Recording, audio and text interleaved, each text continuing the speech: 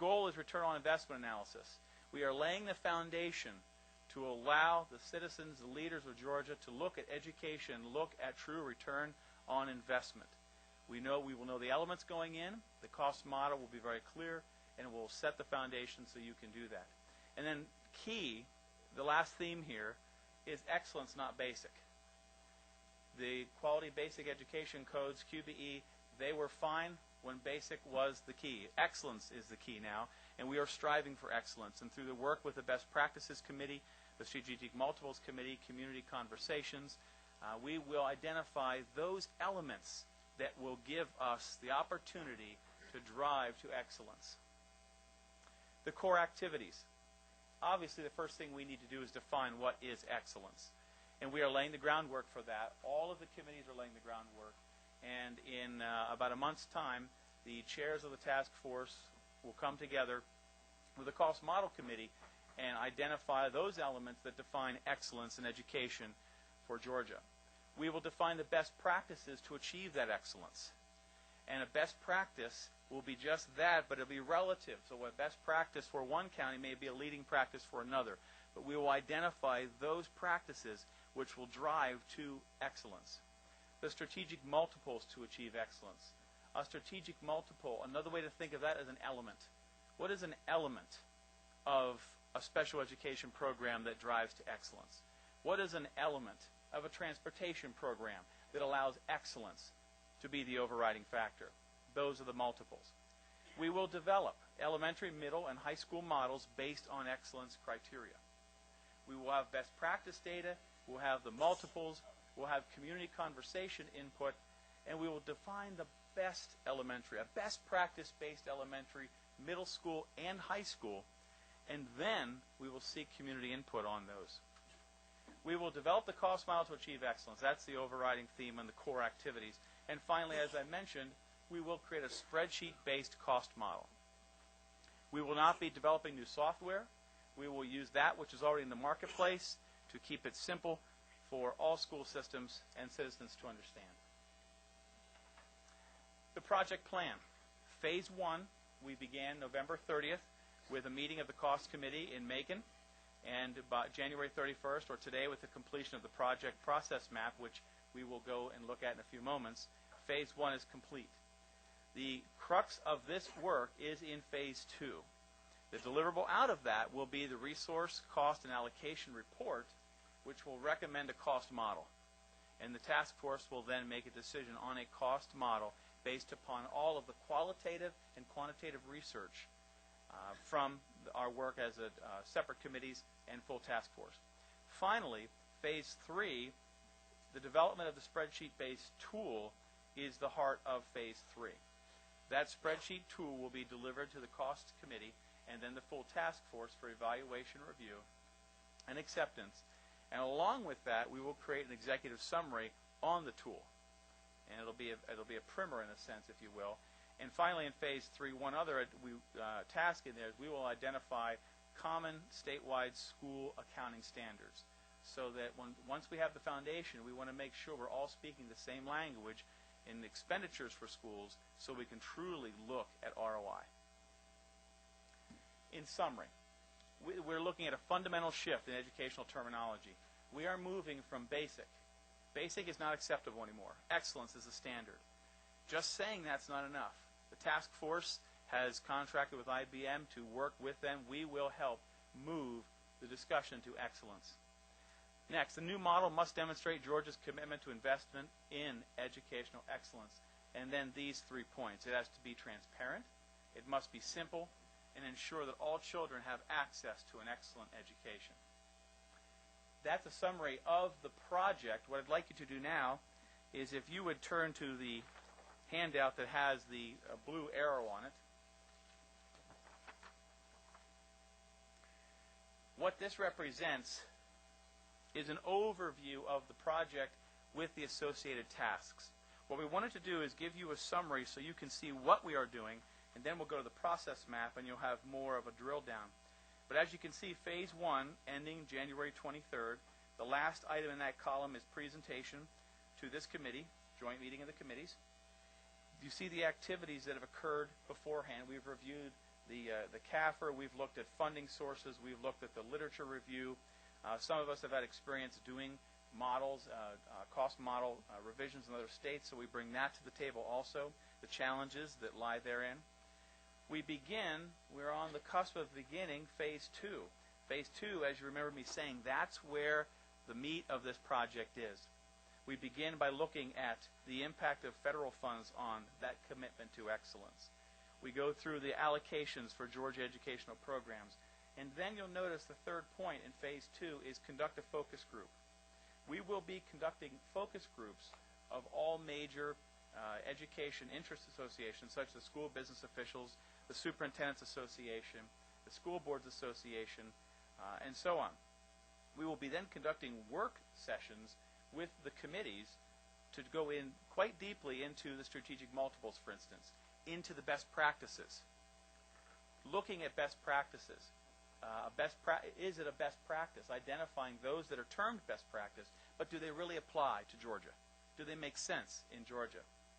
Working with the committee chairs, we will also conduct interviews of the no excuses principles.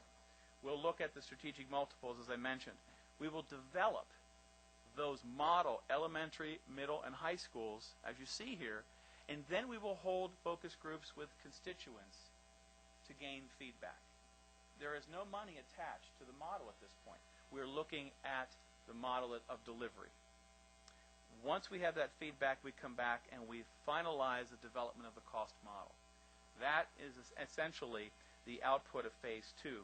Now, along the way to completion of Phase 2, we are going to look at the school-state partnerships, accountability, flexibility, meeting the goals, and making sure the cost formula that we develop includes flexibility and perhaps reestablishes the relationship between schools, school districts, and the state of Georgia. Phase 3, then, on the right is August through November, and that is essentially where we develop the tool. We are also going to look at exemplary schools stratified by elementary, middle, and high school, those that are exemplary and those that are considered typical. What are the characteristics that defines an exemplary school versus a typical middle school in the state of Georgia? Identify those because they may be best practices which can help other Georgia schools perform and reach that level of excellence which we are seeking to create a tool that will fund. And then finally, we present the spreadsheet tool. We will provide those recommendations on financial accounting and then do follow-up. So that's a high-level analysis of the project. And now if you would turn to this very large sheet, 11 by 17, and it is somewhat difficult to read, so I do apologize. This is essentially the project almost to the granular level. If you drill down one level further, which I've chosen not to take you today, there is actually the project plan, and we build up. So you can see here on the left, in January, project launch. We launched the project. Right now, we are down at the bottom point where the process map is being approved. We're at the task force chairs meeting. We had that, and we're at the next to last block on the left side, which is presentation to you. Now you'll notice throughout that on each of the blocks there are these circles that say touch points. This work, the work of creating a new cost model for the state of Georgia, is not being done in a vacuum. I am here regularly. I share residency here with another state. I'm here a great deal, and it's important to me that we have a significant amount of input, not only from the committee, but other interest groups. So those touch points are where I will have work with the committee members, task chairs, subcommittees, and we will be meeting throughout and different locations throughout Georgia. If you look at this map, this is a blueprint. There may be a few boxes that change here and there as we go forward. It's, in a sense, a living document. But right now, this supports the program as we move forward. The next meeting of the task force is February 21st, and it's during that week when we have a significant number of focus groups, and then we have our work sessions beginning. So the real work of collecting the data, both quantitative and qualitative, begins today. If you have any questions, I'd be happy to answer them. Mr. Chairman? Ask if you would, if any member of the committee has a question, please raise your hand, because remember, we are televised and I don't have my seating chart because it's a joint meeting, and give me your number, and I'll flip your microphone on. Your number is right under your, press the button, and it'll turn on up here, and I'll know where you are if you want to speak. Press your button. I'm learning, and that means you want to speak. So I have 20 would like to ask a question. Oh, that's Chairman right there. Oh, okay. 23. I've got it. She's helping me out. 23. Where are you? All right. Give your name if you would, and address your question to whomever you like. Thank you, Mr. Chairman. Thank you all for doing this. I appreciate it very much. I'm Senator John Douglas from 17th District, east and south of Atlanta. What about the education advocacy groups? What have they played a part in putting this together? Senator, we've done, first of all, a couple of things. As you well know, we've had 2 community conversations, which we've invited the entire state, including all the advocacy groups, plus we've traveled the state with our task force. But as we go through this process, we will actually rely upon the various associations and groups to provide us the people to give us. One of the things that Dr. Keller talked about is, for instance, when we build our best practice models for like an elementary school, we'll take that model out to the various associations and various groups and say, give us your feedback. So we'll have meetings literally all over the state with a variety of people in making that work. So as far as we know, we have not left anybody out to date. I could ask a follow-up, Mr. Chairman. Yes, sir. This whole process, and if this plan is implemented, will not center more authority in Atlanta. Is that correct? Well, that's a very good question. One of the tasks that we have added to our work since we started was the task of having a conversation about the partnership between the local systems and the state, and that's going to be a very important element of this. One of the things that we have learned in this process, Senator, that was a little bit of a surprise, to be very candid with you, is that I think there was a perceived partnership between the state and local systems. And I was hoping, as I've traveled the state and talked to people about this, that someone said, oh, no, it's a real clear partnership and it makes a lot of sense and this is how it works. Well, the reality of it is I haven't found that yet. We have a partnership that is ill-defined and a partnership that in many ways has caused some of the issues that we deal with the complexity issue. So I think one of the things that we want to assure of is we bring a new financing mechanism to you all, is to bring it with a new partnership defined so that it's real clear on how that works as a partnership. And we've got a lot of work to do in that area, but it's a very underlying principle of not only building this cost model, but how the cost model will work. Okay, thank you, Mr. Chairman. All right. Microphone 4. Please identify yourself, and I'll be able to do it later and just give you a question. Representative Alicia Morgan from Cobb County. Good afternoon.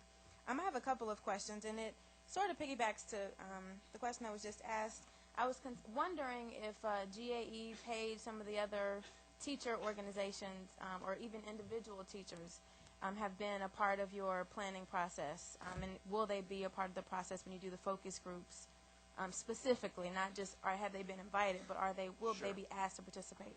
Well, first of all, I would share with you that both GAE and Page has been very faithful to all of our task force meetings, and they've been a good participant in all our activities. As far as that goes, they were major players and participants in pulling off the community conversations that we've had across the state.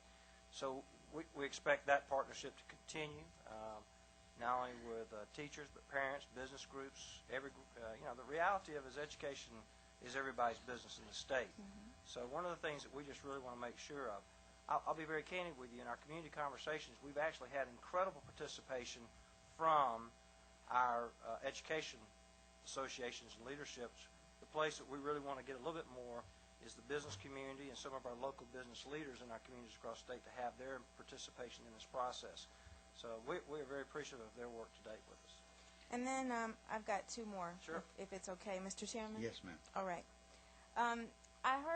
I forgot your name, I'm sorry. I heard you mention that you were looking at different models and comparing in terms of schools that have done well.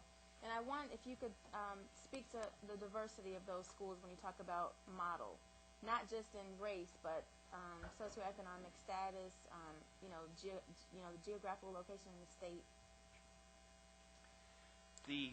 Between the Best Practices Committee, the Strategic Multiples Committee, and the other Cost Model Committee, as well as Community Conversations, we are actually looking now to identify those elements. We have not done a stratification yet, and when we come to Phase 3, when we have the elements, then we'll be able to measure. including those, that stratification, socioeconomic, population, metro versus non-metro. So, but we will be doing that. We will make sure that it is a broad base of schools when we look at exemplary and typical. Great. Thank And then you. my last question is, I saw in here that in part of your Phase 2 plan is to identify alternative funding options. And I'm curious about whether or not you have some ideas of what alternative funding you may be looking at. Well, I think when we talk about funding options, is not some of the issues that you all have been addressing. What we're talking about is, as we talk about in that partnership, how that opportunity may exist. You know, when a partnership occurs, two party brings dollars to the table. But the real question is can both parties bring what's needed, and if they can't, how do we deal with it, and how is that funding to deal with that issue? So that's one of those things we will examine and look at. We often talk about, is that around wealth issue, whatever the case may be. But we want to make sure we throw a big net in having that conversation, that when the local system comes with its partnership portion, how do we look at that? And if they're not able to provide that, what do we do, and how is that measured? All right. Thank you. The board's lights all over the board, so I'm going to ask you if you would keep your comment, if you would, 1 or 2 questions, and then keep your questions brief, and I'll take in the order of your calls. So I'm going to try to keep it in order. The next question was from our chairman of the Senate, Chairman. Thank you, Mr. Chairman. I have a question, rather, for Chairman Alford. And first of all, I'd like to thank all of the hard work that you and the task force has been putting into this effort for several months, and I guess over a year now from the beginning. But I'm especially pleased to see a process map like you've shared with us. And I think this is a type of example those of us in elected positions like we are should use as a model in approaching very complex issues like financing education. It can be done, and I think this is a great example. Thank you. I do have a question, though. And what I would like for you to do is just share with the group a little bit more about the communities in conversation and some of the effort that went into the development of the inputs from throughout the state, just briefly for the committee, because some of those sessions were held at the beginning when we were in session, and I'm not sure if everybody here has the latest updates. So just briefly tell us what's been going on there. Senator, our first community conversation was a year ago, January, and we held probably the largest in the history of this state, a collaborative process. If you remember, we were kind of headquarters at GPTV, and we literally had 22 sites across the state, and we had literally over 2,500 people simultaneously participating, but we also had another 8,000 who participated via the internet. So we had over 10,000 people in this state who chose to participate in that first community conversation. And the question is centered around, how do you define excellence? You know, that's a very interesting question, and we gained some very important inputs on that. And I think one of the things that's very interesting in that conversation that we learned is there's not a crisp, clear definition across the state. A lot of people, it's kind of like beauty is in the eyes of the beholder. But we are challenged to define it, because we think that in order for us to measure success, we have to have things that we can measure. And this morning's example, we had Mr. John Grant from the 100 Black Men of Atlanta speak to our organization. And one of the things that Mr. Grant underlined for us very, very well in their project success was that if they cannot measure it, then they're not about it. And we will tell you, I think that's a very important thing for us as a task force is how do we measure success and excellence, and looking at it. We've had a follow-up community conversation where we had a smaller group across the state, and we gave them school budgets. And what we wanted to see was how they would react with constraints of where they would put priority. And their top priorities were, first of all, is to provide an excellent teacher and a well-trained teacher in every class. I'll just tell you that now. They wanted to make sure that was their top priority across this state. And so we will use that format again as a means of engaging the citizens of this state who want to enter in the discussion, so that as we go about our work, we recognize the landscape of which we're entering this whole public policy discussion. Thank you. All right. Next member that would like to speak, please identify yourselves. Mike 24. Thank you, Mr. Chairman. I'm State Representative Jill Chambers with District 81. This past fall, we had a joint committee hearing up in Gainesville for the Gainesville City Schools. It was probably one of the most exciting and inspiring education hearings we've had that I've been involved with, and I was wondering if any of the Gainesville model examples are going to be incorporated into your final plan. Good question. One of the things that may be worthwhile is that the task force has made 3 interim recommendations to the governor, and the governor has put those interim recommendations in his budget request. One of those dealt with remediation of extending it from 9, 12 to 6, 7, and 8th grade. The other one was in 2000 when QBE was tweaked. There were some language problems which basically penalized systems who had raised taxes in that language, and there's $13.2 million in the budget to straighten that out. And the third one that we recommended the governor was something that we have spoken with both chairs about, was providing $800,000 to allow 13 schools across the state, 1 in each district, to basically, similar to what you all experienced up in Gainesville, to look at that as a best practice that we want to make sure is a part of what we're looking at. So we've made those recommendations, and I'm very excited the governor accepted those recommendations and put those in his budget. Thank you. All right, microphone 3, please identify yourself. Thank you, Mr. Chairman. Senator Virginia Thomas, District 2, Atlanta, Chatham County. I have about 5 or 6, but I'm going to only ask 2. I'm going to be obedient. Then I'm coming back. I'll come back to you. I'll come back to you, Senator. And I'm not going to even try to read this. My eye's not going to let me do that. The first question is, and I apologize for being late, will this task force define what is excellence? Yes, it will. Okay, and I heard several groups were involved in this. How about the PTA? Oh, absolutely. Thank you. All right, microphone 18. Mr. Alford, appreciate what you've done.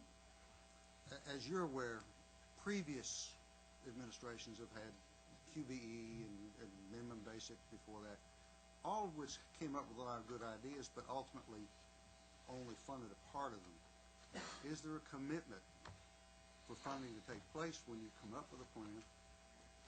And on the same vein, is there some goal now as to what the percentage breakdown will be between state and local in terms of funding? Well, let me try to answer your question a couple of ways. First of all, as much as we would love to be able to make the commitment about funding, I believe that lies with you all and not with us. And that's We'll let you help. I understand. I would say this to you, though, of the reason why defining excellence is important and why it goes with this part. I was in the legislature when we passed QBE. But one of the things that we did not do in that legislation, nor has ever been, was what was the desired outcome. And measuring the return on investment relative to outcome dollars spent. That's the reason why Dr. Keller said Review Day is so important. Because I think one of the things that we want to make sure of is that when it's real clear of what you're trying to accomplish and what it takes to do that, and those are transparent, known issues, then I think the political environment is much more mean to doing what needs to be done. When it's cloudy and it's not clear and desired results about what is excellence not as uncommon, then you get a real division of how people think we're doing and what we're not doing. And but I would say this: I think a common ground of measuring what is excellent and success, and measuring the return on that per dollar spent, is the beginning of laying literally the public support for what we need to do in education in this state. What about? Oh, we have not. That's a good point. We have not gotten to the point of who's going to pay what. But I would just want to make sure you understand how we think that partnership should be. We think it's a very important dialogue that we will have with the participants of saying, this is what it's cost. Now, coming to the table, who's going to do what, and by the way, what is the desired outcome, and what is the consequences when you don't get what you have? You know, I'm a business person. And when I come to the business table with somebody to put a partnership together, and I've got a venture capitalist to say he's going to give me $10 million to start a new company, one of the things they always say is, okay, I'll give you $10 million, but this is what's got to happen. And oh, by the way, if you don't happen, then I'm going to scratch back a little bit more ownership, and it's a real clear deal. The problem we have is this deal's not clear. This partnership is not clear, and it needs to be real clear. All right, please identify yourself. Microphone 2. Mr. Chairman, Representative Penny Houston, District 170. On page 6 of the handout you gave us, one of the outcomes was going to be simple. Well, QBE formula the QBE formula funding is anything but simple. Amen. Can y'all assure us that y'all will come up with a different, simple funding formula that the average Georgian can understand? That this is so complicated. I don't know who could understand QBE. That's correct. Well, let me put this. It's a very guiding principle that we sure hope we do. And let me tell you the reason what we want to try to do. We really want to come up with a cost per student. Okay. Recognizing, though, we have students that are different. The unique needs of children sometimes require some additional resources. That's the reason what we call strategic multiples. So that we'll know what it costs to educate Johnny, Sally, and Billy, recognizing their uniquenesses may be different. And so we think the simplicity of that is that we know what it costs, this is what it is for those students, and then the question is the state and local systems funding to do what it takes? I've traveled Rotary clubs, Kiwanis clubs, and I asked the question, what do y'all think it takes to educate a child in this state? And what do you think we're spending? People don't know that. And so I think it's the real important thing that we've learned in our community conversations and in our meetings across the state is that people do want to understand and know that. And when they know where their dollars are going, then again, I think the political will changes and the political support and public support for doing what we need to do will come with it. And next question, you were here when we passed QBE as a legislator. Did y'all realize it was going to be so complicated to understand when you did? Well, let me tell you what I've learned. You know, anything you keep for 20 years gets little edges torn and it gets changed and modified. And I think the moral of that story is that I think having anything, I don't operate my business models, I don't keep them for 20 years. I have to change because conditions change. And I would hope the lesson we've learned here is that when the conditions of our state change and our education environment changes, we cannot wait 20 years and change the way we do business of education. Thank you so much. All right, microphone 14, please identify yourself. Thank you, Mr. Chairman. I'll pass. Representative Dixon asked the question that I had interest in. Thank you. All right, microphone 26. We've talked about, I'm listening to your travels, and you've talked about, and I am Freddie Powell Sims, District 151, that's rural South Georgia, okay? But you've talked about well-trained educators as well as administrators. What role will the university system play in all of this? Do we have people from the university system a part of your committee also? We have no one from the university system on our task force, but let me share with you, as also being a member of the State Board of Education, we also have Chair Bars, who's the chair of the State Board, and Superintendent Cox is on our task force, and Deputy Superintendent Stuart Bennett's on our task force. But we have, as you probably aware of, a joint work group between the Department of Adult Education and the Board of Regents and the school board working together. And one of the things that we have done is to make sure some of the issues that we've raised and look at get on that agenda, because it really is a simultaneous agenda that we need to be dealing with. The reality of it is that when you look at all the research, and we've all heard this, and this time a year ago when we had a joint meeting, you all remember had Dr. Solomon come to us from the Milken Family Foundation, made it real clear that the most important thing we can do is to ensure that we have an excellent teacher in every classroom. And so that theme still rides through. There's some strategic requirements that we think are important, and that's definitely the top one. Thank you. Microphone 28, please identify yourself. Thank you, Mr. Chairman. Ernest Coach Williams, House District 89, Stone Mountain, Georgia. I'm having some problem understanding a couple of things, especially the part where you was talking about partnership, in that if a business is partners with this, my question would be is about diverting public funds for private education. I'm confused there. No, Senator, I apologize. I was using an analogy. Oh, okay. What I was trying to say to you is that in our state, the state and the local communities provide the funds for education. And in many ways, that was supposed to have been a partnership, okay? And if you ask people, does it supposed to be a partnership, you'll get, but then you ask, well, what does the partnership look like and how is it defined? Well, then there's blank stares. The point is, what I was saying to you is that anytime two people come together and try to form a partnership that deals with money, you better be real clear on whose role and what you're going to do. Otherwise, you're going to miss expectations. I had a superintendent in South Georgia tell me, yeah, it's a partnership and both sides are unhappy. And that is a clear indication of when that happens, is that the deal's not clear. And that's what we're talking about. It's not including business by no means. Okay. Thank you. Let me say, I don't see any more lights, so if you want to speak, please just mash your button there and we'll let you speak. But I want to say to you, Mr. Chairman, that I really appreciate what you've done.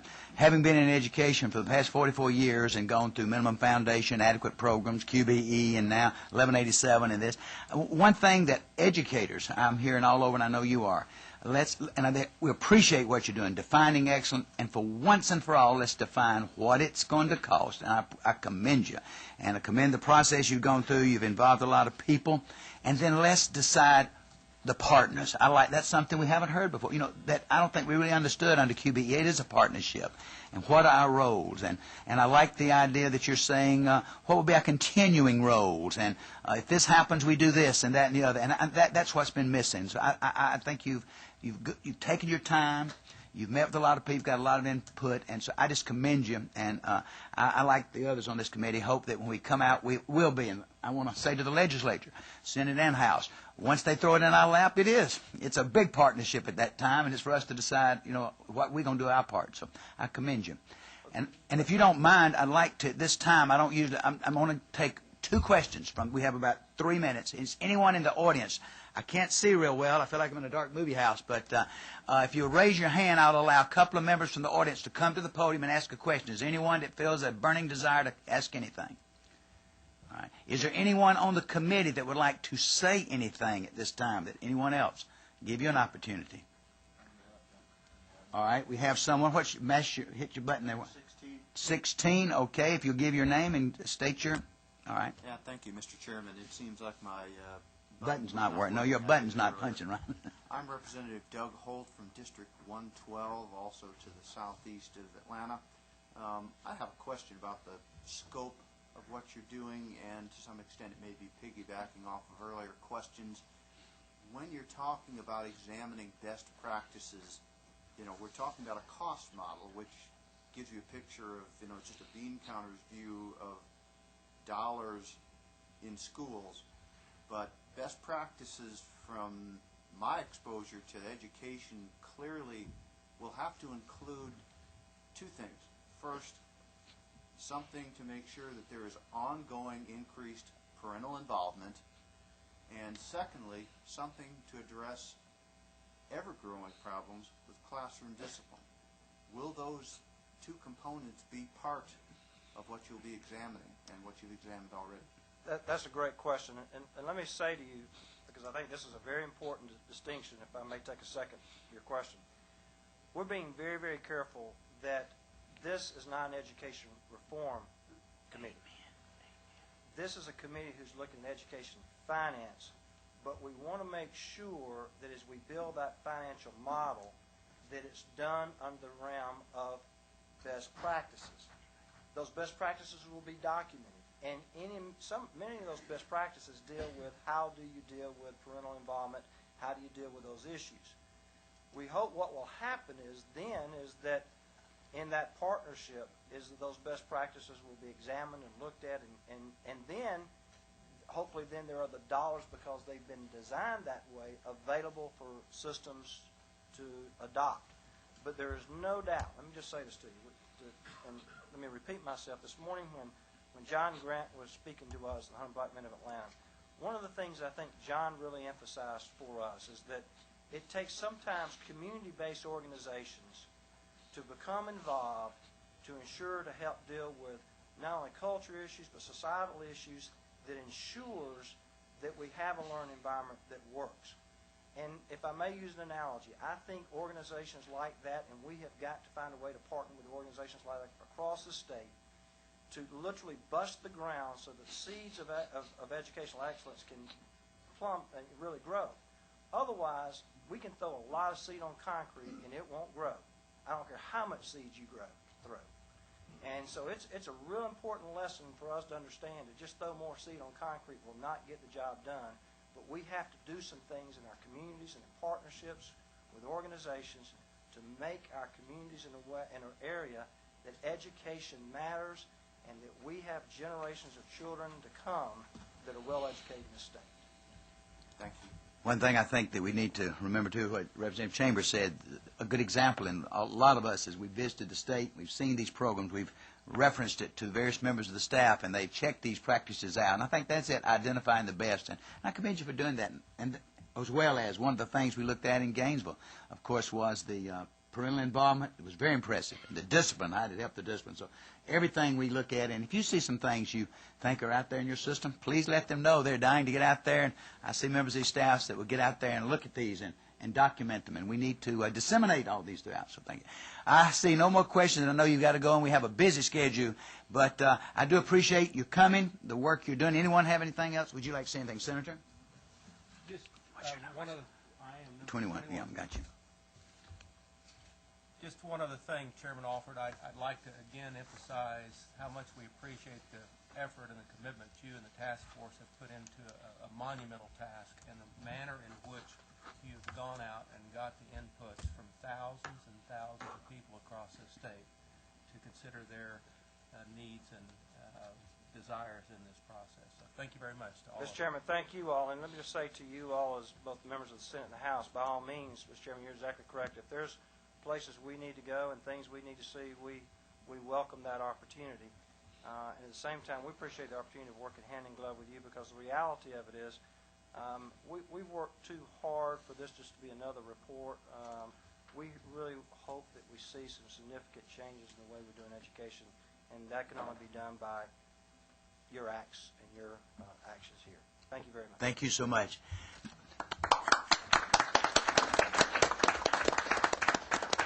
We want to ask the committee members, if you would, please remain in seats. We want to be sure, every one of you, that you stay for this next part of the program. We'd ask that the first two rows here, if you would, please vacate those. And we'd like to ask our special guests from throughout the state, our students, to come forward and join us.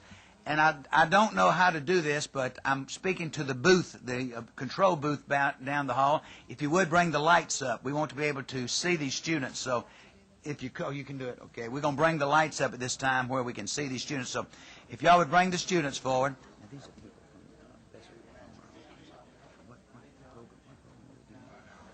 Communities and schools. Oh, I'm going to let you. You got an agenda? Good. I'll let you. I haven't seen it. So. Hey, Albert. I know Albert. Oh, good.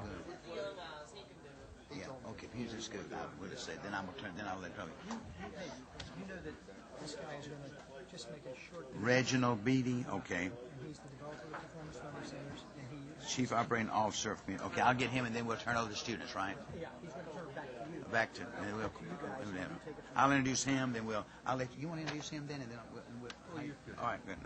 No, it isn't. We'll do this one.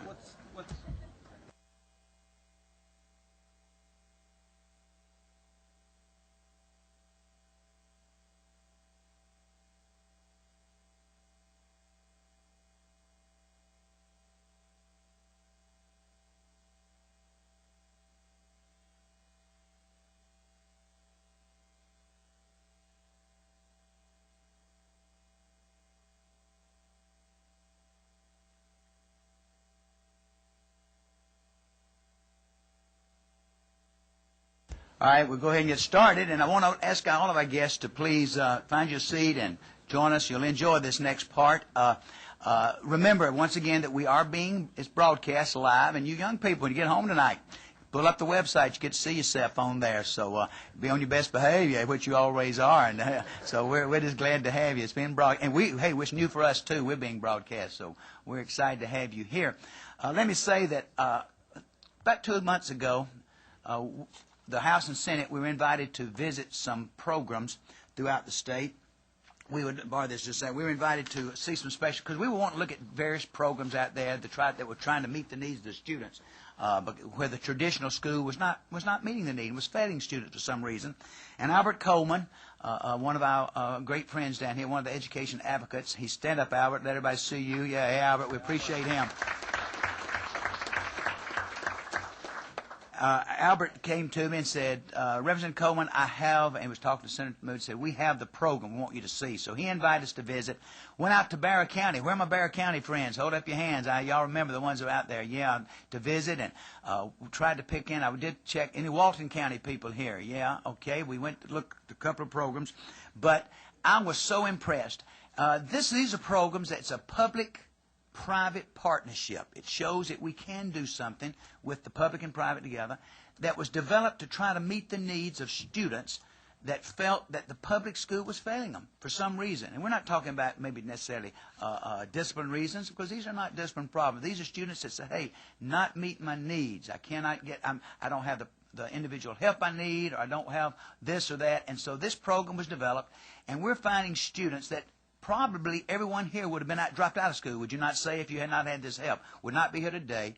But we have students who are going to graduate, going to be great contributors to society, going on to college, most of them, and great careers because someone cared enough to offer an alternative school for them. There are 22 of these programs throughout the state, and I'll tell you personally, I'm a big fan of yours. I'll be a cheerleader. I want to see these all over because I just think it's a great program. But I'm going to ask before we get started, because we're going to be asking you students, you're the ones, the committee, we're going to be questioning these students. I stood there, and for an hour and a half, I grilled these students about why. Where did it fail you? What did happen? And you would be amazed the questions I had. So I want to get you to ask them questions, and we'll have them, those that want to address it, do it. But I want to ask Reginald Beatty. He's the developer of Performance Learning Center and Chief Operating Officer of Communities in School. If you please give us an overview. Thank you. Thank you very much, Chairman Coleman, Chairman Moody. On behalf of Communities in Schools of Georgia, this is a partnership between the local school district, the local community, as well as the State Department of Education. And I have with me today 13 of our students, as well as a number of our principals, our teachers, parents, grandparents, just community leaders that are here with me today. The Performance Learning Center is for those students, as Chairman Coleman said, those students who were at risk, and all these students will tell you they were at risk of dropping out of school. In some cases, they had already dropped out of school. We've graduated well over 600 kids in the last 3 school years.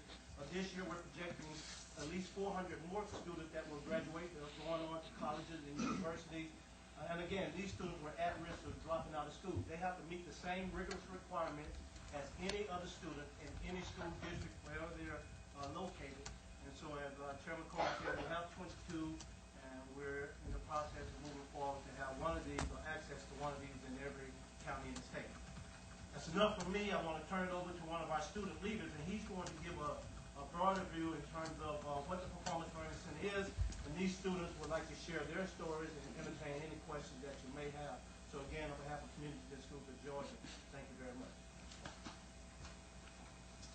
Good afternoon. Good afternoon. I would first like to say thank you all for allowing us to come. I'm deeply honored to be given the opportunity to come and speak about this program. I'm going to basically introduce, scratch the surface of what this program is all about. And these students, as you see in front of you, will dissect those points I want to make even deeper. Some questions that I just jotted down, a couple things I want to make sure I mention. A couple of questions I think that is important that you all get the answer to is, what is a PLC? What makes it different, and is it effective? As you can see, once you are able to hear from each of these students, you will see that this program is very effective. It's making a difference in the community and the lives of these children. This school is a school of choice. So every student that comes to the school is making that choice to further their education. So their mentality, their aspirations on their education is totally different than a student who is sent to school because their parents send them to school. So they want to get an education. They want to further their education. So they come to the school ready to work, ready to get I know something that's important when it comes to numbers, the graduation rate. Every student that graduates from a PLC is a student that probably wouldn't have graduated. So these numbers is going to bring Georgia State numbers of graduation up. So that's another plus that I think is important. Each student also gets a high school diploma, which some people have the perception that you don't receive a high school diploma is like a GED or somewhat of that kind of diploma, but you do get a credit high school diploma. The purpose, determine the purpose in the children's lives, seeing past just high school, but what are we going to do after high school, making sure that they have a goal, they have a plan, and they know what their purpose are. Because we can have a million graduates, but if they're not out there doing something else about their lives, getting education, going to the work field, and they're not directed into a certain direction, they might as well be out on the streets, and that could cause more problems. Classic City is, I'm sorry, not Classic City, PLC is a diverse program. I've experienced it, seen my peers. Each one of these students have a different background, story to tell you of why they came to the PLC. Mine is somewhat simple. Basically, the traditional high schools were not willing to work with me in order for me to graduate. I was never a problem child. I did very well in school. I was very active in my schools. But from moving from place to place, I was not able to reach that goal of graduating on time. So PLC has given me that opportunity to do so. These are students who have became disengaged in classes. I'm sorry. Classic City is my school, so I apologize for keep on saying that. And we are re-engaging these students by location, interest, relationship, and opportunity.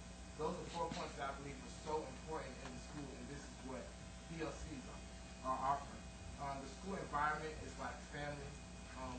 I've made friends with my teachers. I've never done that before, and I'm good friends with my teachers, so we have that one-on-one relationship.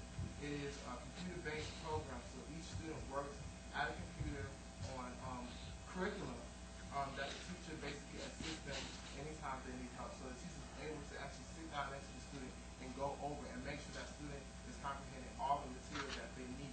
You do not just brush them through like a cattle, horses, or cows, to graduate. But these students are actually learning the material, they're building relationships, which is so important when you go out into the business world and into the community.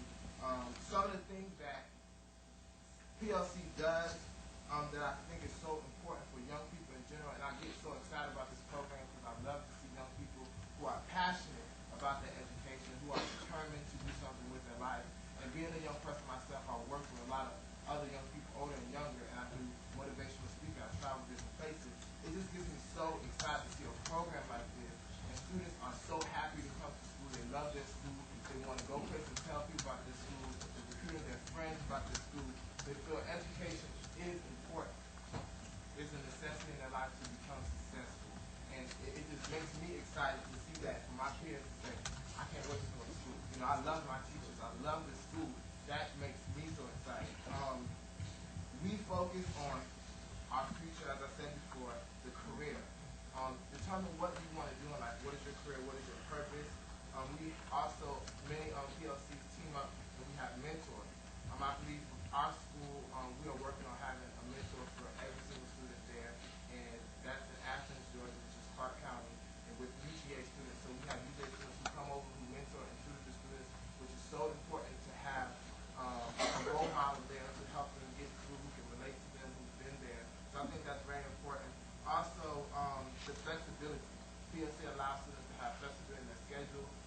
One thing I think that PLC has accepted in their program is that students do have lives outside of school. And it's allowed students who have children at a young age, who have family issues, who have jobs, to be able to function and get on with their life without having to give up one for the other. My personal situation, I'm an owner of a production company in Athens, Georgia, and the flexibility of the schedules allow me to run a business and get my education at the same time.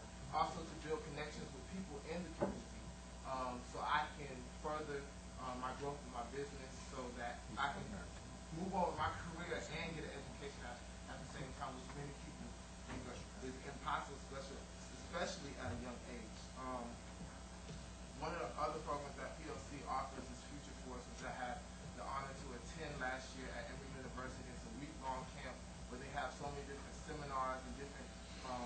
professionals come and teach students about different fields.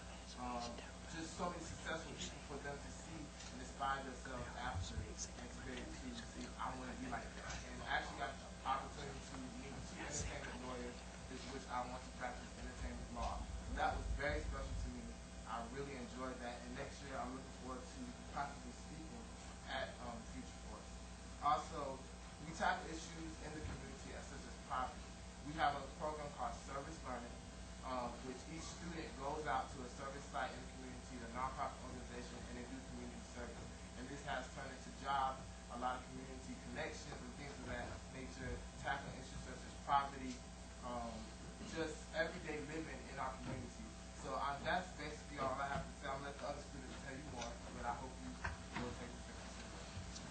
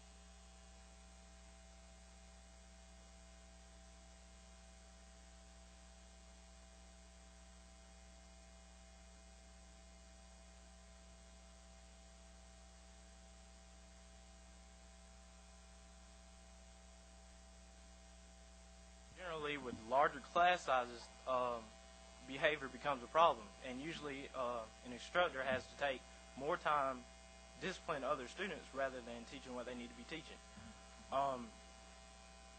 When I heard about the PLC, I got there, and it was such a friendly environment, and the greatest thing about it is that it's small, which allows me to have a close relationship with my facilitators and with my academic coordinator.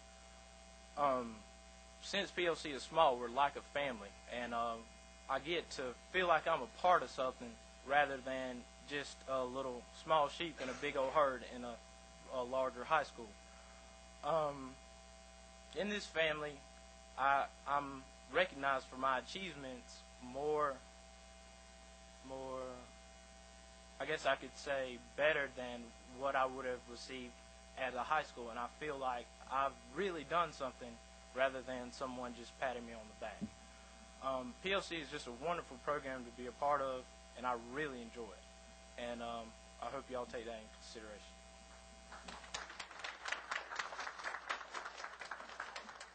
Hi, my name is Rachel Carr.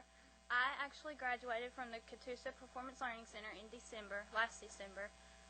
2 years ago before that, I had to change high schools in my 11th grade year, and I came into a traditional high school, and the first few months I was doing okay. I was making excellent grades, but then as time went by, my grades started to tremendously drop.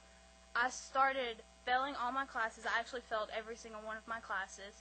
I was at the point where I was going to drop out, And most of that had to do with the fact that I did not feel comfortable at a traditional school. I didn't feel comfortable at a larger setting. The teachers, you couldn't talk to them. And I was going to the guidance office one day, and the counselor told me about the Performance Learning Center. So I was like, okay, maybe I can give this one more try. I went to an interview at the PLC, and I got in. And the first year at the Performance Learning Center was absolutely wonderful. As some of the other students have mentioned, we are like a huge family.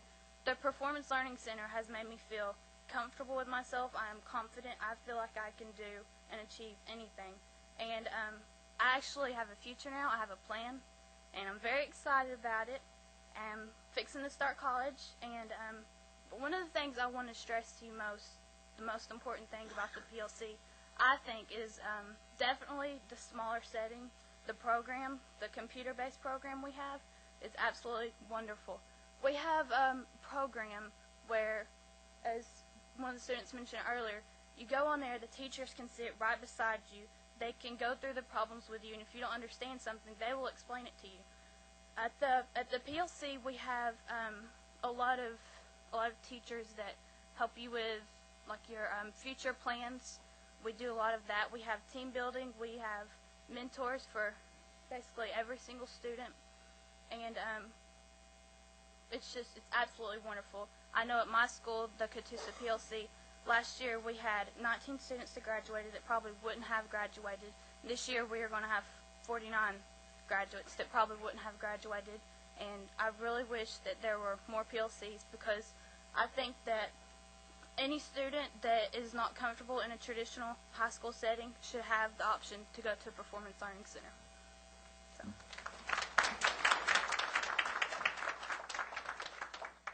Chairman Coleman, we're going to let 2 more students say something, and then we'll turn it over to let the committee ask questions. Just speed it up, but I want to be sure everyone I get to meet, because then we want to ask some questions. I want to leave time. I really want this committee to ask you some questions. You're hitting on some things that I'm very hot about, so I mean really passionate about. So we want each one of them to meet everybody. So just come through and say a couple of words and come on. All right, go ahead. That's the next one. Go ahead. How y'all doing? I'm Zach Williams. I go to the PLC in Clark County. I've been there for about a year and a half. I'll be getting my diploma actually this July. And a couple reasons that I decided to change from a traditional high school, public high school, and go to the PLC are that the high school that I was located at in Athens, I felt every day like when I went in I was treated like a criminal almost. I was constantly watched. I could be searched at any time. There were cameras everywhere. You couldn't go anywhere without being watched. You had drug searches left and right. It was out of control. I felt like I was in juvenile hall or something. It was disgusting.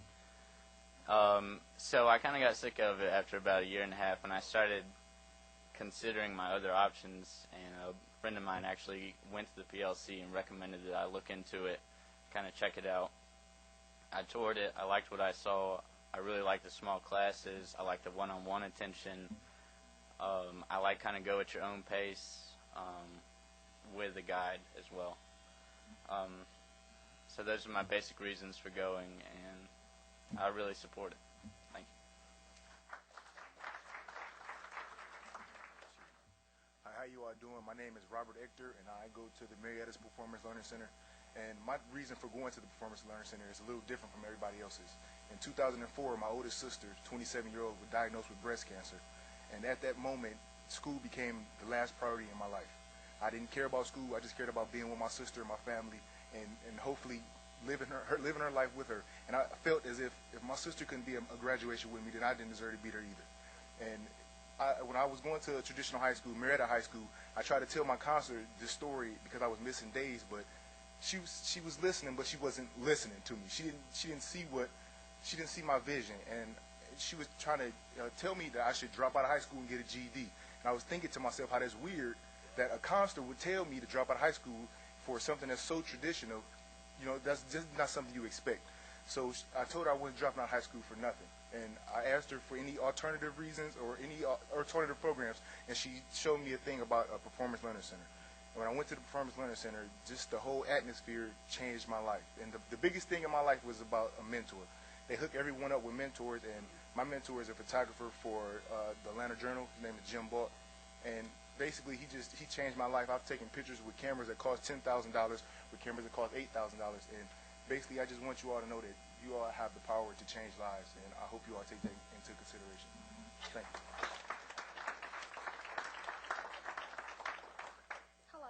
My name's Loretta Sermons, and I'm representing the Bearing Academy PLC.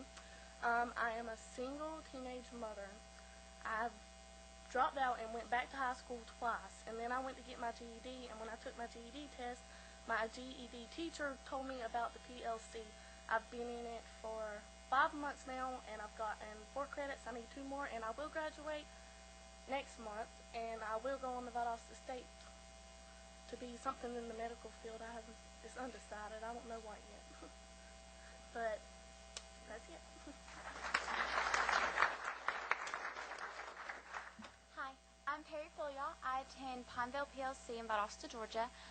I have only actually been attending PLC since early October, and I've now, when I was in high school, I was in danger of failing and not graduating on time. And now after attending PLC, I have caught up my classes and will actually graduate a year early from what I was supposed to. So that is an accomplishment in itself, and I just really want y'all to know that it might not be a solution for everyone, but everyone should have the option. So thank you. Good afternoon. My name is Denithia Tickner, and I'm from the West End Academy here in Atlanta. And I got to West End PLC because during my traditional high school years, I wasn't really focusing like I was supposed to. So when I got to PLC, I really started focusing, and now I'm thinking about going to college, being a registered nurse.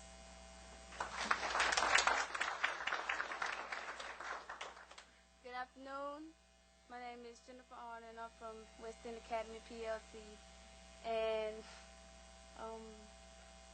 the reason for me to go to West End Academy is because I didn't have any other choice, because I was trying to graduate, but I was at my home school in North Atlanta High School. I was hanging out with the wrong crowd, and it got me kicked out. And I really didn't have any other choice, so a friend of mine told me to come up there with her to West End Academy because it was a good school, and if I want to graduate, I need to be up there. So I came up there, and now I'm ready to graduate in May and go to the Air Force. Thank you. Good afternoon. My name is Shalisa Moss, and I go to the Marietta PLC. And around my 11th grade year, I kind of got behind in all my credits, so I didn't know where to go. So I asked my brother. Well, I was talking to my brother, and he used to go to PLC, and I called Ms. Roach, and she told me about the PLC and gave me an interview. So I got caught up. Now I have like 4 more classes to go, and now I go to Chattahoochee Tech, and it's called dual enrollment. I go to Chattahoochee Tech, and I go to the PLC, so I get college credits while I'm still in high school. And that's it. Good afternoon. My name is Jose Sanchez, and I attend Marietta's PLC. And my reasons for being there is because I was at the high school hanging around with the wrong crowds, getting myself in trouble, being bored of the class because the teacher was taking care of disciplinary problems. So I was just not attending the class. And teachers, I just didn't like the teachers for no reason. And over here on the PLC, it's a smaller setting, so the teachers get one-on-one with you. They be one-on-one on you, so they push you until they can't push you no more, and you feel like you got to do it. So they won't be pushing you. But it's a good relationship we build with the teachers, with the students. So it's small. You don't have time to be foolish, to mess around with other people, and it's just a great problem. It just helped me a lot. How y'all doing? My name is Jared Williams, and I represent the Pineville PLC of Valdosta, Georgia. And the reason I'm at the PLC right now is because at the traditional high school setting, it's distractions like my friends or whatever, and I just got distracted trying to be a part of the crowd or whatever, and my grades fell behind. I would have been a fifth-year senior if I would have stayed to the Valdosta High School, and at the Pineville PLC, I finished the year already. I am going to be graduating in May, and I'm going to major in communications in college because at PLC there's a program called Morning Motivation. They give me a chance to talk in front of an audience, and I learned how to talk to you all like I'm doing right now. So thank you, and I just like to say, keep it going, please. Thank you.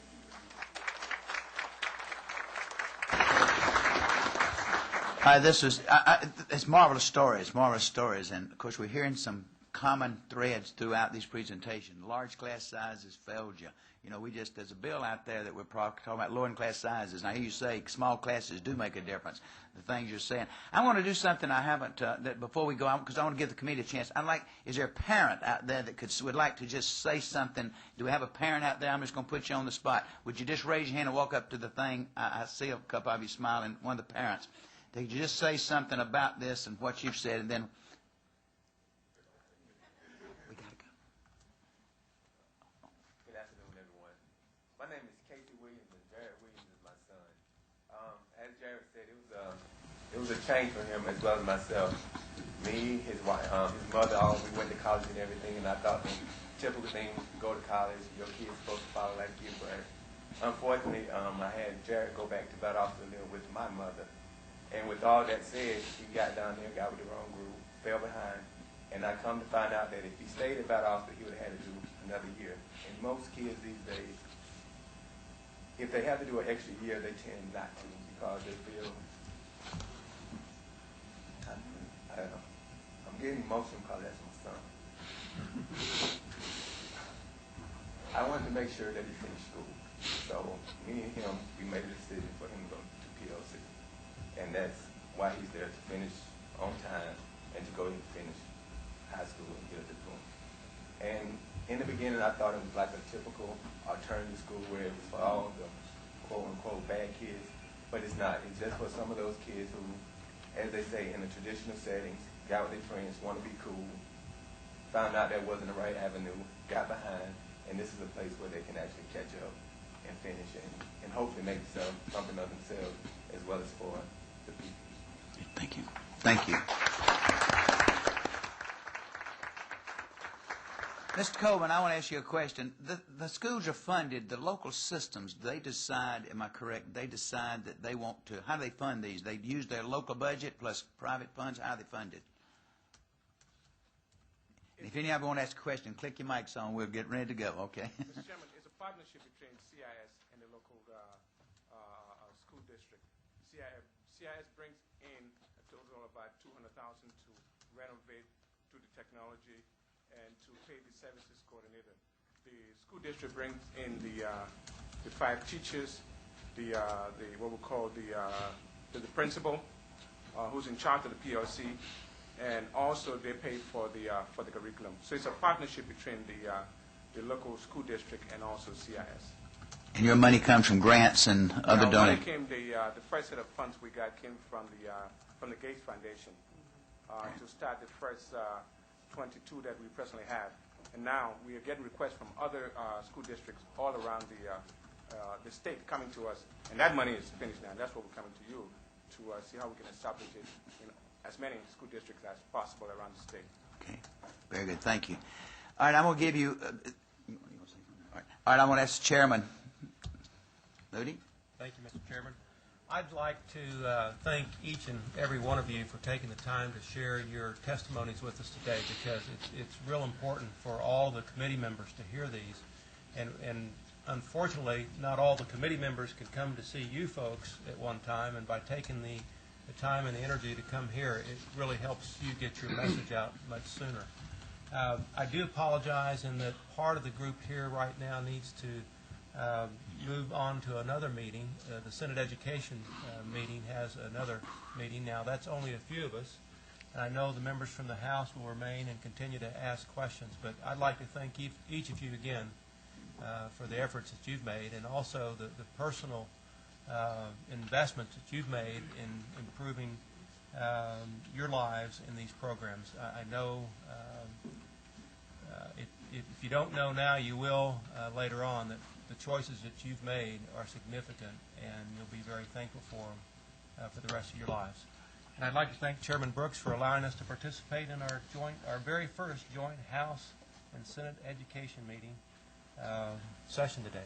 Thank you very much. Yeah. Let me say this to young people before they leave. You know, in government, we have, you have the House, 180 members, and the Senate, you have, 56 members, and you have an education committee in both houses. And when laws are passed, they either originate in the House or the Senate. And we have a lot of education bills we're dealing with, and they'll go to one house, and we discuss them in these committees, and that's where they're voted on. They come out of the committees, they go into the full chamber, debated, and they go to the Senate or the House, and they debate them. So we appreciate it. And as you heard presenting that earlier, a lot of the money decisions are made by the legislature. 74% of our new money, what was it, Senator? $800 million new money, and it's 2% of that's going to education. The governor is emphasizing education, lower class sizes. We've heard you. Governor, as we met, the governor heard what you people said as we went out and visited with people.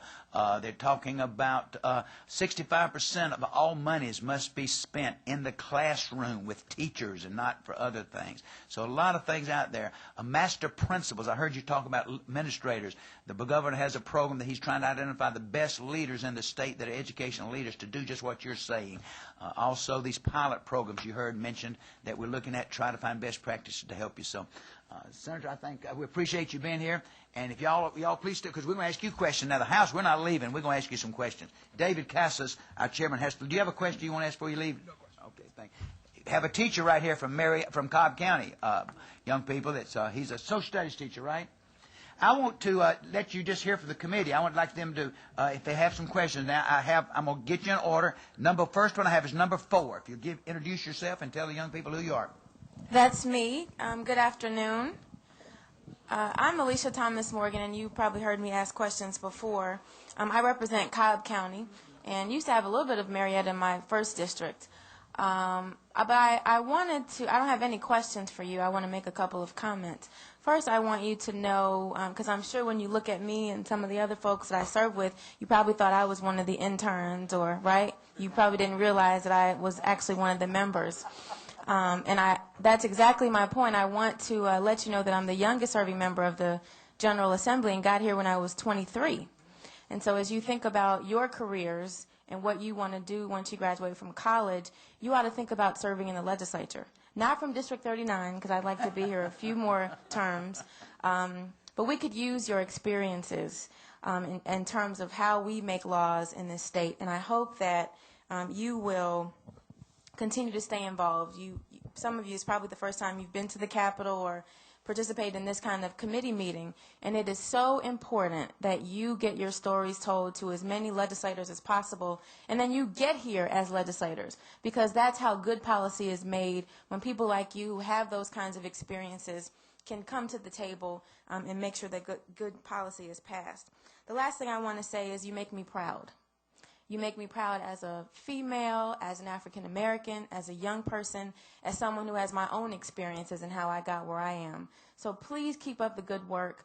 And when you feel discouraged or you have those days, because we all have them, think about this moment. Think about when you got up there and you told your stories to us and the pride on our faces. And I hope you can feel the pride in the room of all of the things that you've done and said and all the challenges that you've overcome and where you are today. So just remind yourselves of that, and thank you, and keep up the good work. And thank you to all of the good people who work with these young people. Thank you for your commitment and your sacrifice, and for your innovative ideas to realize that sometimes we need non-traditional ways to educate young people. Thank you.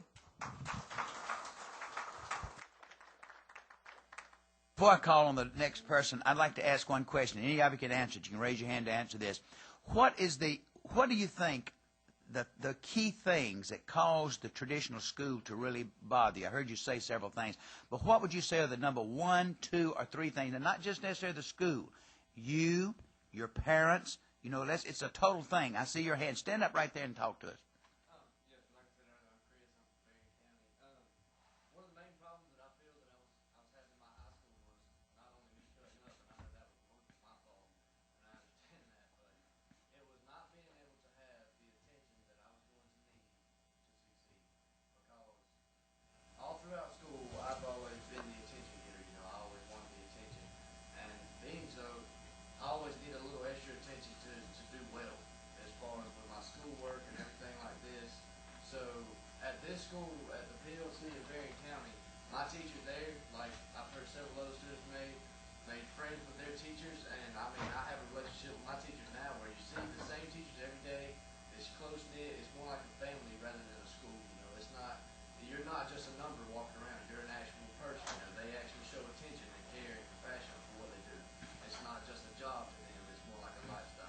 Okay, thank you. All right, I'm going to ask number 28. Turn your mic on and introduce yourself to the young people. Is it on now? Yes, sir. Oh, thank you. Thank you, Mr. Chairman.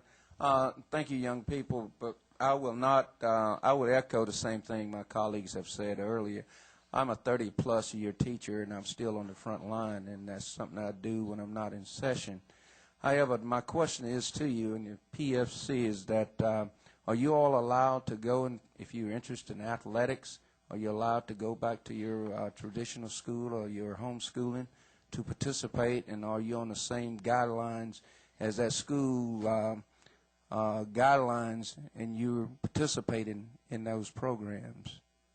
If anyone wants to address that, you step to the mic. You get the young man, let you speak. Yeah. Okay, yeah. Well, at the PLC, it depends on how many credits you have. If you're able to, like, if you're in the right grade, you can play sports. But if you're a credit or two behind, if like you're supposed to be a senior and you're a junior, you're not able to. But if you're a senior and you're supposed to be a senior, you can play. Same as in public schools where you have to be on grade level. Yes, sir. Yes, sir. Yes, thank you. I'm Angelo Nebbi Napolitano, principal at the Catoosa Performance Learning Center, 37-year veteran of education. And in my 37 years, I've never seen anything like this that has such quick effect.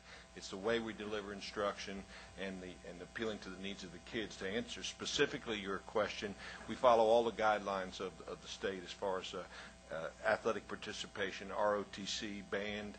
And in fact, our students graduate with diplomas from their high school. They don't graduate with a diploma from the PLC. They graduate with a diploma from their high school. So we're just, in that sense, an extension of their school. Since I'm up here and I'm principal and like to talk, I will say one other thing. The teacher preparation in this program is critical. You still have to have that excellent teacher in there, and the training given by this staff, the CIS staff, does a wonderful job in helping teachers deliver instruction along those lines. Thank you. Thank you. Yes, sir. My name is Henry Kirkland, and PLC is just really flexible. They're able to work with me. I'm the secretary of the Statesboro High School FFA chapter, and if there's an emergency meeting or something of that sort, or if there's a meeting that requires me to leave PLC and go back to Statesboro High School, then they're able to work with me on that, and I just really appreciate the flexibility of the program. So you still feel part of the whole program then, which is great. Great. All right. Microphone number 2. Thank you. I'm from Berrien County, Penny Houston, District 170, and I was real fortunate to have a performance learning center in my district. And it just begun this September, I think. Correct me if I'm not correct, but we formed a charter school, and with the blessings of our school board, and our whole community is real involved in our performance learning center. Could you explain to me the advantages of having a charter school in this? Why did we do this, the charter school, when I hear? We currently have 3 charter schools, 3 public charter schools, obviously from the school district. The advantage, one main advantage, is obviously the financial gain that the districts are able to get some additional funding to support the charter school. But once they're all in the performance, they also have their own school code, whereas, as the principal said, at the high school, at the PLC, it's an extension of the high school. They get their diploma. In the case of the charter school, they actually get their high school diploma for whatever charter school they attend. But once they're inside the building, all of the schools operate the same. Well, one of the advantages, too, I would think, I remember when we had a luncheon in Nashville a couple of months ago, some young girl came up and had to drop out of public school because of attendance, yet in the PLC she could complete her education because of the attendance requirements. And one other quick question. I know in the Berrien Academy Performance Learning Center, you have community service. I know they put on plays for kindergarten students. Do all PLCs have to do part of community service? Yes, ma'am. This is LaWanda Williams. She's taken over as the executive director of the Performance Learning Center. I'll just let her answer that question. Okay. I want to mention 2 things. You mentioned about the attendance. Yeah. All of our performance learning centers have a seat time waiver from the State Department of Education, which allows us to be a little bit more flexible with our instruction. Now, what that means for our students is you just heard one student say that he has the flexibility of being able to go back to the school to attend meetings. Some of our students are in sports, chorus, band, so it allows them that flexibility to go back. What the seat time waiver means for us is that students don't have to spend 180 days sitting in a seat gaining instruction in order to get credit for that particular class. Because our program is individualized and self-paced to meet the students' needs, they finish as rapidly as they possibly can. In the same respect, if students need a little more time and a little more guidance, the seat time waiver allows us to do that as well. And that's just one of the other flexible points. You mentioned about the community service. What we have is service learning. Service learning is actually community service with a ramp up. It's community service that ties back to the classroom so that there is learning taking place and there is a tangible product that comes out of it. For those students in Berrien County, it's going back and working with those elementary school students. For all of our programs, service learning is a component. Each student has to complete one service learning project per year.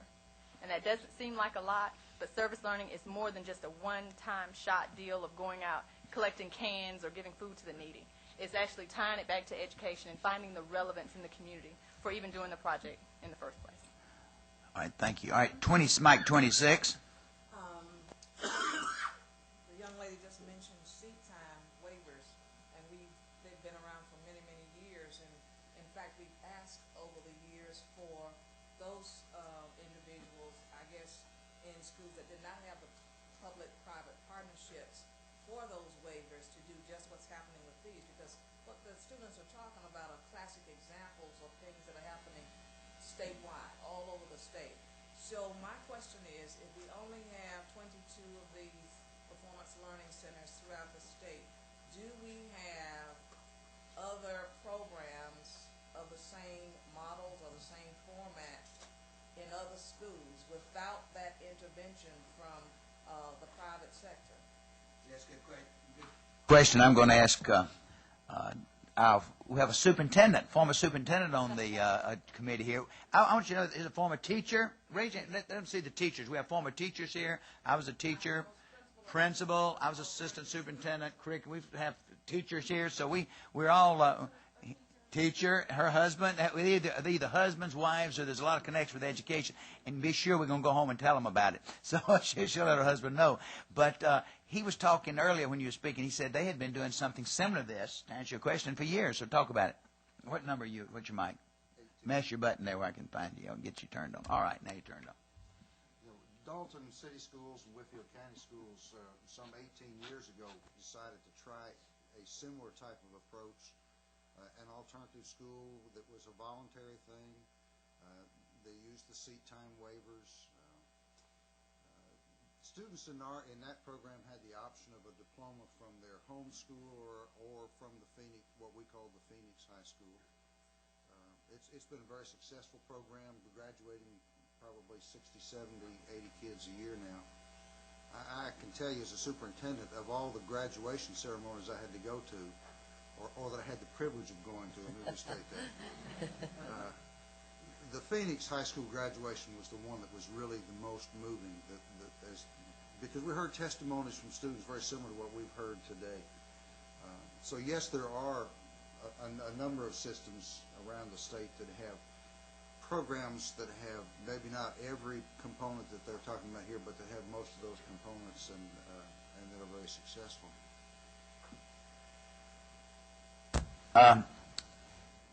One thing that has really impressed me when I talk with you students before, and I want the community to hear this, the thing that keeps just over and over and over, we know as educators that one-on-one does make a difference. One-on-one makes a difference. Having time, smaller class sizes, people who care. Would any of you students be willing to comment? I'd like to comment. When I was in Barrow County talking, one student said her problem started in the middle school. It's a really tough time. Did any of you find that? Where did your problems? Was it just high school? Did they start earlier? Yes, sir. And why did it start at those earlier ages? Actually, for Classic City and Clark County School I go to, one of the things that our student council is working on is establishing a program where the students at the PLC can go into the middle schools and mentor them. I feel personally that the problem does start in middle school. For me, when I was an exceptional student always throughout school, especially elementary school, when I got to middle school, I basically hated it. If I could drop out, I would have, because it was just absolutely terrible. Because I feel like that's the point in life where young people are trying to find themselves, trying to figure out, you know, who are they as a person, and going through that transition, becoming a child to a young adult. So I felt that whatever that the students here at the PLCs could do to persuade the students to stick to education, to be there to mentor them, and to prepare them for upcoming things that they've already been through, I think that would prevent a lot of dropouts also. But I do believe that it starts in the middle schools. Thank you. I want to ask you, put you on the spot now, students. You're up here. You're a legislator. You're making these decisions. If you, for education now, and parents, you parents out there, it doesn't have to be you students, but if you could pass a law, I'm for education, that you think would help students to not have to go through what you have to go through, or to experience what is one of the things you want us to remember? What law would you like to enact? Anybody want to raise a hand and try this? Anybody? All right, what would you do? Stand up, come up that mic and tell us what you do. Others, think about it. I want 2 or 3 of you come up there. Me, see, y'all have it where we have to pass all 5 parts of the GGT. I think we should only have to pass at least 4 parts of the GGT in order to graduate. Say that again. I want to hear that one again, because you're with me. Say that. That's important. Listen to what she's saying. That's a good point. Okay. The law says that you have to pass all 5 parts of the GGT in order to graduate. I think we should be able to pass at least 4 parts of the GGT in order to graduate. Okay. Now, do you students have to do that too? Do you have to pass the Georgia graduation test? Is that a problem? Okay, a good point. What would you do if you could pass? That was a law you'd pass. You'd have that graduation test revamped. Okay. And let me tell you, let me say to you that was a big issue here last year, and we've heard that a lot. Yes, sir. What would you do? On kind of what she said, I'm in the position now where I've passed all my graduation tests and all my exit exams and everything, and I'm actually retaking classes that I've already exceeded almost, in a sense, because I've already passed my 12th grade literature class as far as that goes. But the law says that you have to have 11th grade, 12th grade, 10th grade, all this. I've already passed the 12th grade. I've already passed all the exit exams. Well, I don't feel like, because I've taken it 5 times. I mean, I slacked a lot in that class. I could teach the class, I don't feel like I should have to go to high school to earn a number rather than an education. As far as I know what I need to know as far as education goes, because I can do all the work and it's not a problem. It's never been a problem. It was the actual doing the work. But what I don't feel like that you should have to meet a number rather than an education, because I'm on the educational level. It's just I'm earning a number of credits. Like I'm taking classes that are important but not as important as like core classes. So I don't really feel the need for classes that I don't need, I guess. Okay. Anyone else? If you could pass a law. Yes, sir? Okay. This may be your one chance. I'm Dan Hunter. I'm the AC academic coordinator for Classic City High School in Athens, Georgia. And one of the things about the graduation test that our students do, they're not afraid of a challenge, that's for sure. But our students are immersed in math and language arts from kindergarten through high school. The two that they have the most difficulty with are the science and the social studies, because it's so specific. And it really affects older students in a negative way, because a lot of these courses they take as 9th graders, 10th graders, and yet we have students enrolled at our school who come back to school maybe 20 years old now, who want to still get a high school diploma, but they almost have to go back and relearn the courses that they've taken. And so in my opinion, it's much more fair is the end-of-course test that goes along with the say, biology, for instance.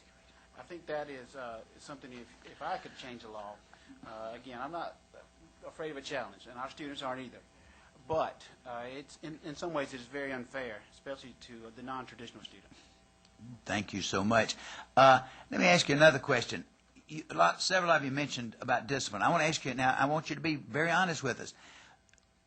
most of our high schools are very large. When we start, 1,000, 2,000, 3,000, whatever. What do you think is the reason that today that a teacher has so much? You said there were discipline problems. What do you think is causing the discipline problems? What do we need to do? If you were a teacher, what needs to be done where they can control the classes? Because we're hearing some things about discipline. Yes, sir. I don't think one teacher should have to watch 30-something kids at one time and expect them to control all of them at one time. I think, like our PLC, you can get more in depth with the student if it's 10 students to a teacher. You know what I'm saying? So they can work it out. Well, let me ask you this quick. I'm gonna put you on the spot. Why are the students misbehaving in the class? I mean, what is it? Why do you think students are misbehaving? And I mean, be brutal with them. Tell me what you really think. Yeah. With a lot of students together, you have a chance to. Some kids know each other and they try to. Let me see how to put this. They try to lollygag around and try to play around just to get admiration of peers or whatever. And if you shorten up the room, if you make, like, say I put 10 kids. If you have 10 kids, it's less likely for all of them to be misbehaving. It's more likely for 30 kids to misbehave. Why are they doing that, though? Why are children discipline problems? What's making them do it? Why are they the discipline problem? Peers. It's too much peers around each other. You have to give them structure. Without structure, you can't really get anything done. Okay, thank you. All right, I'm going to take a couple more questions. We're going to bring to you. Come on, yes, sir. I just need to make a comment about that. Discipline is an issue in all schools, certainly. And my experience over the many years is that students, if you have a choice of being thought of as bad or being thought of as dumb, usually they choose the bad. And the dumb part is because the instruction in that they're getting in the subject matter is not relevant to them. PLC makes it relevant to the students, and there's more ownership in what they're doing. So, therefore, now we have some knuckleheads. I'm not saying we don't, but at the same time, the kids, it's real to them, and therefore the discipline issues are not. I'm the person there at the school. Is my point. There is no. Right. They don't have a special ISS room. All right. I let these next two people. All right. Chairman, let me say we've only had 2 fights in the history of the Performance Learning Center, and I think one of the main reason, besides the class size and the structure, we focus so much on relationships and training as relates to relationships and how you react and how you work with this particular population of kids. So it's not just math, English, science, social studies, and curriculum focus.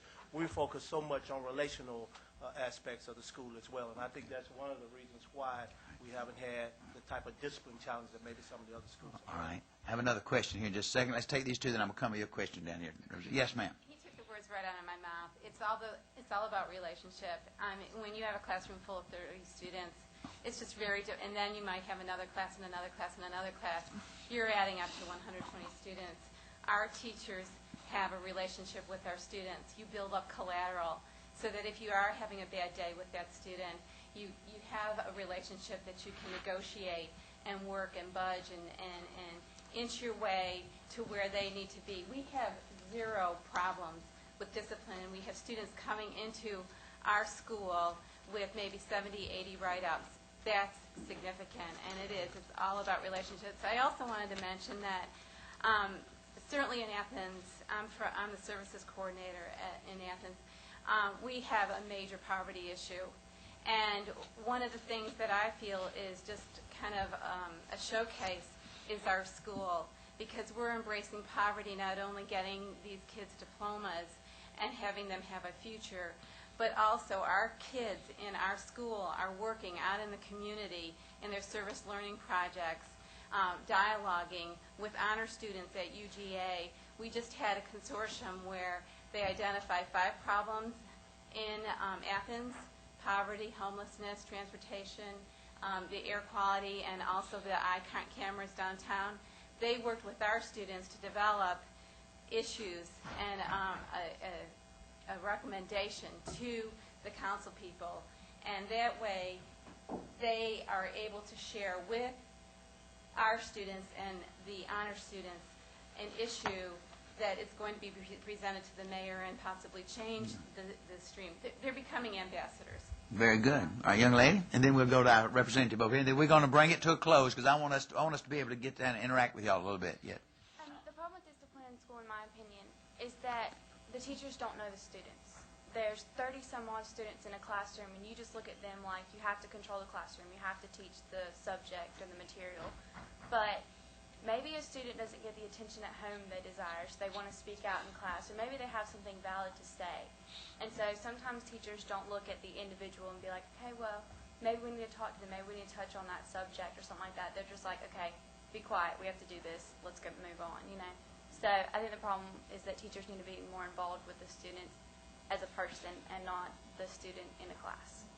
Well, 30 students in a class, 50 minutes. If you give each student 2 minutes, you don't have enough time. You're right. You don't have anything. That's a good point. Appreciate that. Representative, let me get this down and come to you. Representative? Yes, sir. Yeah, Bobby Reese. I'm representing Gwinnett County, Beaufort, Sugar Hill. I want to comment, one, on the group in general.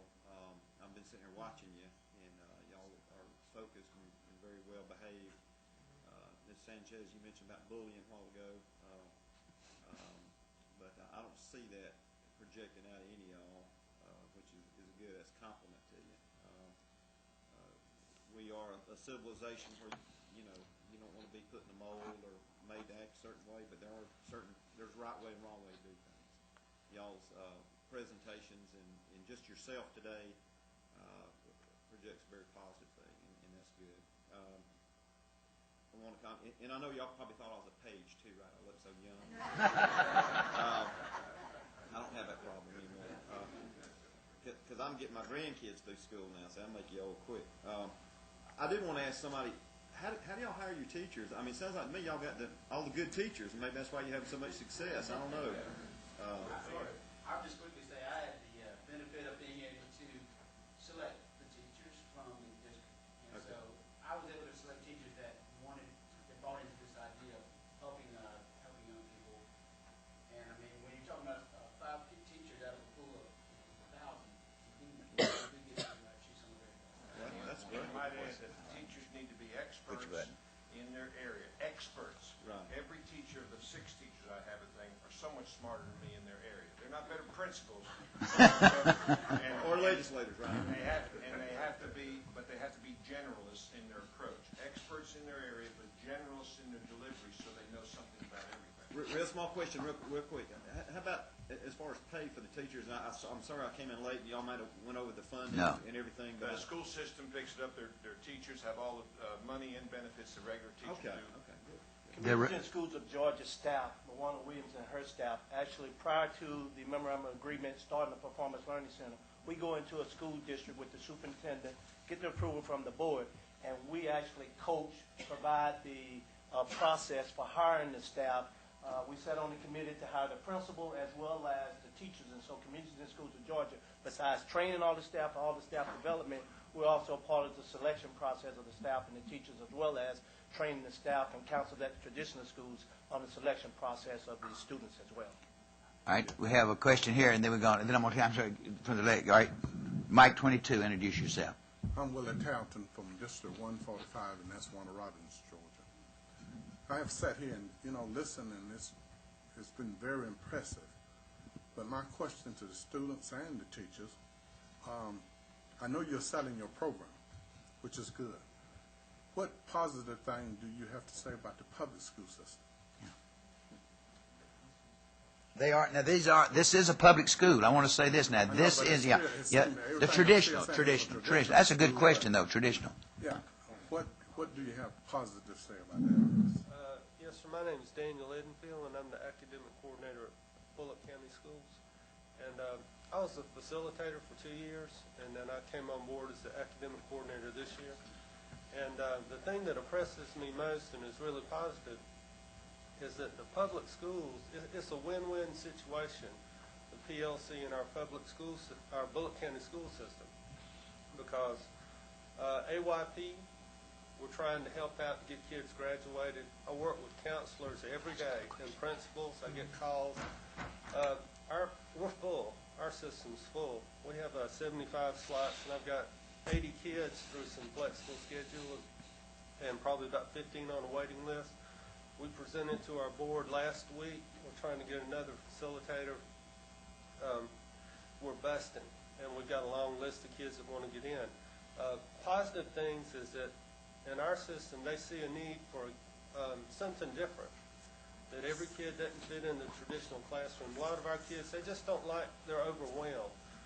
Kids that presented to our board, they brought up the same kind of things about the family atmosphere. But in my mind, it's just that everyone wants something good for the students, and the PLC seems to be a good way for them to do it. You know, thank you, Mr. Representative, for that question, though. That was a great question. That was probably one of the most important questions we've had today.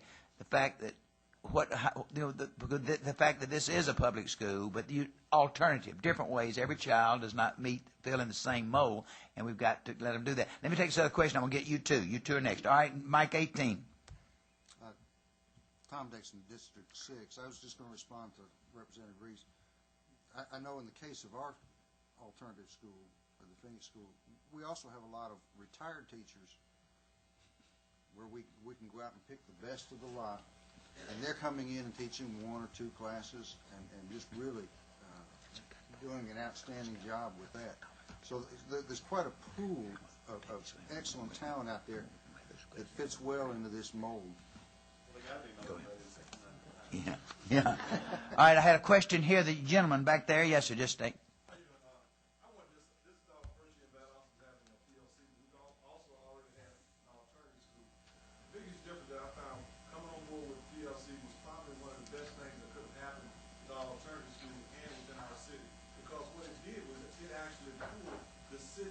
into the school system. Because since we brought on the PLC, we now have 2 actual college programs that are actually on the campus. We have a GED program that actually, they're trying to work with us. Instead of these students getting a GED, let them go back to the PLC, get a high school diploma. We've actually had a lot more business actually come on board and want to come down, and sisters and everything. A lot more people are actually in the community coming on board. Where in the past, we had just strictly alternative schools. This was a place where, these kids are just there. They may not make it, but with PLC, there's hope, there's life, and it actually has brought the city back into by actually adding PLC. You know, one thing you said, one thing we have in a mindset that the community has, we thought of so long of alternative school, discipline problems, kicked out, can't do. But we're talking about alternative learning environments, different ways, and that's important when we talk about this. You have done that, and we're going to find another term, because alternative can mean many things, not just discipline, and you've given us that today. Yes, sir, you had a question, then we're going to take these two, then we're going to have to bring it, because we want to get down there. A lot of these people got to get to other meetings. Yes, sir.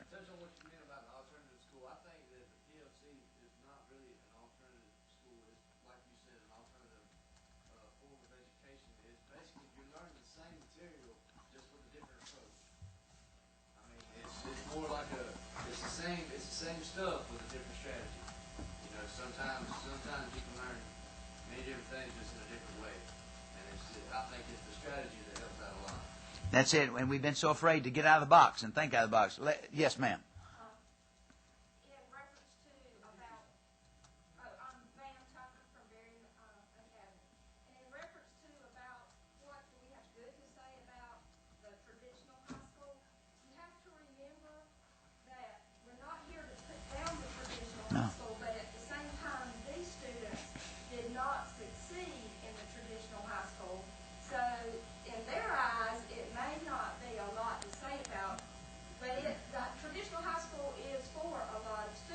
Yes. And PLC is for a lot of students, but not everyone. And now, with the PLC, you have 2 alternatives to try to meet everyone's needs. You're a good point there. We had these, the magnet schools, we said, for this, that, for so long. And all we're saying is this is a type of a magnet school or another alternative learning style, and that's what we've got to keep in mind. It's not an alternative discipline school, but this is a different type of learning strategy that I commend you. And that's what I want, again, best practices that we're looking for all over the state. Yes. And for you parents, too, because one of my children, she just didn't fit in, and she struggled through high school and didn't go to college, and, love her to death. My oldest one's got her doctorate in pharmacy. But my youngest one just didn't fit in, and I wish we'd have had something different for her. She's very bright. All right, last comment. Yes, this really is.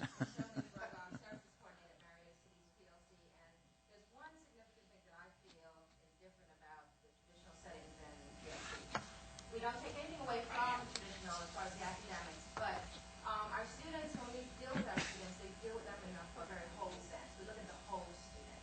What goes on not only in the school,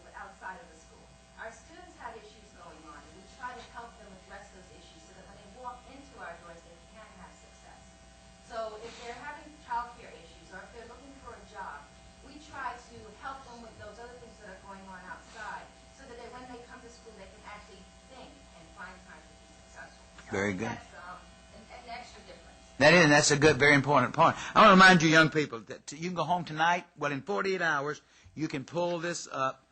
You can see this on. I'll let you tell us that. They can see this. And I can't. I'm trying to read it, but you can see it on the website, the Georgia website. So tell them about it. Yeah, if you go to www.legis.ga.us, is that it now? Yeah. And you'll see, click on the House website. Each committee has a page, and of course this is the Education Committee. If you click on the Education Committee page and then click on Archives, you'll see a little, I think it's like a little video camera. Click on that and it will open up the browser and allow you to watch all of the entire meeting. So in a couple of days, go back to your school and let the class look it up. You can see yourself on TV, on the computer. We want to thank y'all. We want to give you an applaud and just to give you a round of applause to thank y'all for coming. Now, we're going to come out there and meet with y'all, so we just...